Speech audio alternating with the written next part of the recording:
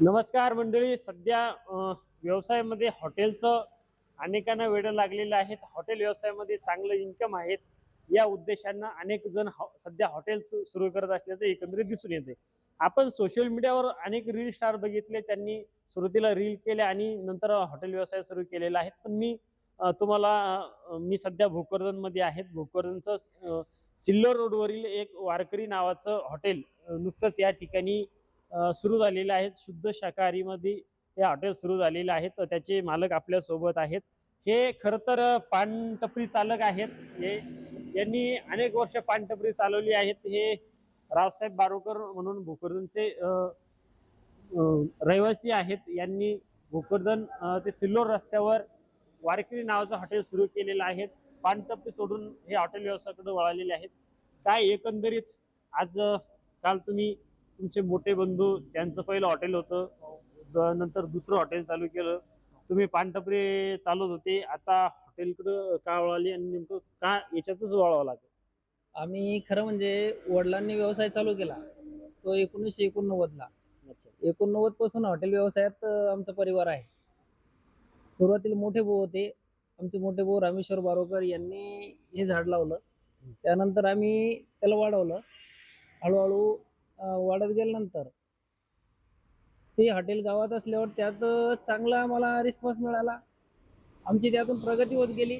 त्यानंतर आम्ही 22 जानेवारी 2024ला, ज्या दिवशी राम मंदिराची प्राणप्रतिष्ठा होती श्रीरामाची, त्या दिवशी आम्ही इथं हॉटेल संत गजानन यांची ओपनिंग केली आणि चांगला रिस्पॉन्स मिळाला. शहरांनाही खूप चांगला प्रतिसाद दिला. चांगले गिराईक होते.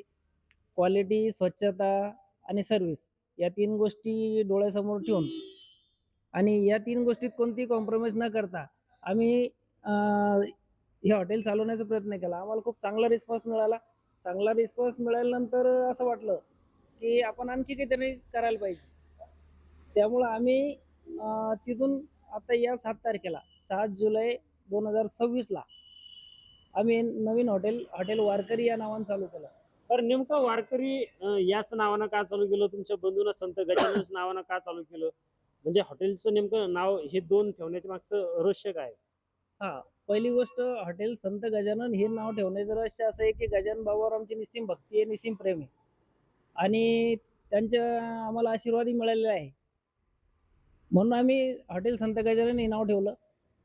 दुसरी गोष्ट वारकरी हे नाव ठेवण्याचं असं आहे, की आमचे वडील किमान 25 ते 26 वर्षापासून वारीला जातात, आळंदी ते पंढरपूर. त्यामुळं वारकरी आमच्या घरातच आहे. आता वडील थोडेसे थकल्यामुळं आता ते परंपरा आमच्या मोठे भाऊ साहेबराव बारोकर यांनी ही चालू ठेवली. आताही सुद्धा ते वारीला गेलेले आहे. आपण या ठिकाणी बघू शकतो की संपूर्ण जे व्यवस्था अशी केलेली आहेत की ही जी हॉटेल आहेत, या हॉटेलच्या पाठीमागे आपण या ठिकाणी बघू शकतो की जेवणाचं व्यवस्था हा स्टॉल आहे, जिथं ऑर्डर द्यावं लागती.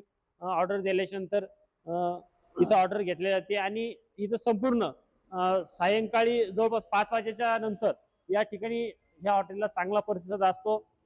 या मागचं वारकरी नाव ठेवण्याचं मागचं रहस्य आपण जे संचालक आहेत रावसाहेब बारोकर यांच्याकडून आपण ऐकून घेतलेलं आहे. पण मात्र या ठिकाणी अजून आपल्याला मी तुम्हाला दाखवण्याचा प्रयत्न करतोय. या ठिकाणी पाण्याचा जार आहे संपूर्ण. म्हणजे काही हॉटेलमध्ये साधं पाणी वापरलं जातं आणि साधं पाणी वापरून बिस्लरी विकत घ्या असं प्रवृत्त केलं जातं. म्हणजे 10 रुपयाची बिस्लरी 20 रुपयाला विकल्या जाते. हे अनेक ठिकाणी आपण बघतोय. दुसरीकडं हा जो या ठिकाणी जो हॉल आहे, मी तुम्हाला पूर्ण दाखवण्याचा प्रयत्न करतो. या ठिकाणी छोटा वाढदिवस किंवा छोटा कार्यक्रम, या ठिकाणी बर्थडे असेल, छोटा रिसेप्शन असेल, छोटं छोटं हे या ठिकाणी हे केलं जाईल अशी व्यवस्था या ठिकाणी करण्यात आलेली आहे. प्रश्न आहे तुम्हाला की सध्या या राज्यामध्ये अन्न भेसळ विभागाच्या काही कारवाया चालू आहेत. हो, भेसळच्या कारवाया म्हणजे बऱ्याच झालेल्या आहेत. हो. तुम्ही त्याचे नियम फॉलो करतात का? बिलकुल. 100% माझं किचन सर्व गिराईक पाहू शकता. माझं किचन तिथं समोरच आहे. स्वच्छता यावर आमचा विशेष भर आहे. सर्व्हिस, स्वच्छता आणि क्वालिटी यावर तुम्हाला सांगितलं, या 3 गोष्टीवर आम्ही टिकून राहिलो.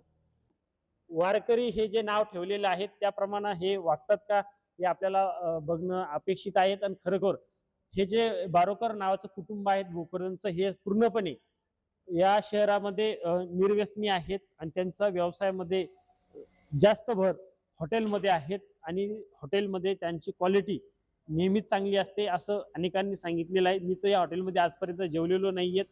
बारोकर नावाचं जे हॉटेल आहे ते संत गजानन असेल, हे ज्या मी हॉटेलमध्ये आजपर्यंत जेवलेलो नाही आहेत आणि ही क्वालिटी अनेकांनी सांगितलेली आहे चांगली आहेत म्हणून. पण यांची क्वालिटी कायम अशीच राहावी अशी अपेक्षा ग्राहकांना आहेत. मी विश्वास ढसाळ, मराठवाडा मीडिया, भोकरदन.